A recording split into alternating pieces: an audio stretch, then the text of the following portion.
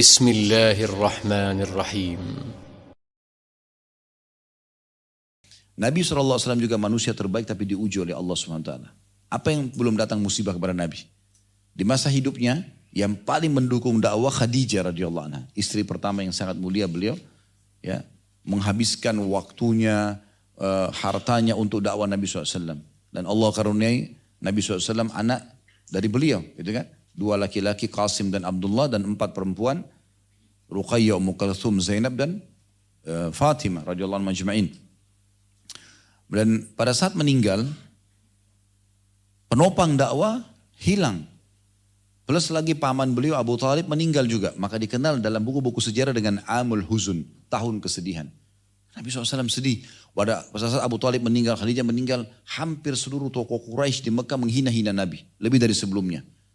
Nabi lagi sholat, dilemparin kotoran unta, dicaci maki, dikatakan penyihir. Sampai Nabi SAW keluar mencari lokasi dakwah baru, pergi ke kota Taif. Di sana pun diikuti oleh pamannya sendiri Abu Lahab untuk menyampaikan kepada tokoh Quraisy, tokoh pemimpin yang ada di Taif, bahwasanya ini akan datang ponakan saya penyihir, jangan dipercaya. Maka Nabi SAW dilempari dengan batu. Coba bayangkan. Ujiannya luar biasa gitu. Ya. Kemudian di masa hidup beliau, meninggal istrinya Khadijah, meninggal pula semua anaknya, kecuali Fatimah saja. Di masa hidup beliau. 2 anak laki-lakinya dari Khadijah, Qasim dan Abdullah meninggal di masa kecil.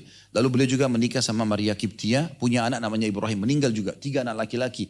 Orang kalau anak laki-laki berharap jadi penerus dia. Gitu kan? Meninggal semua 3-3-nya. Di masa hidup beliau.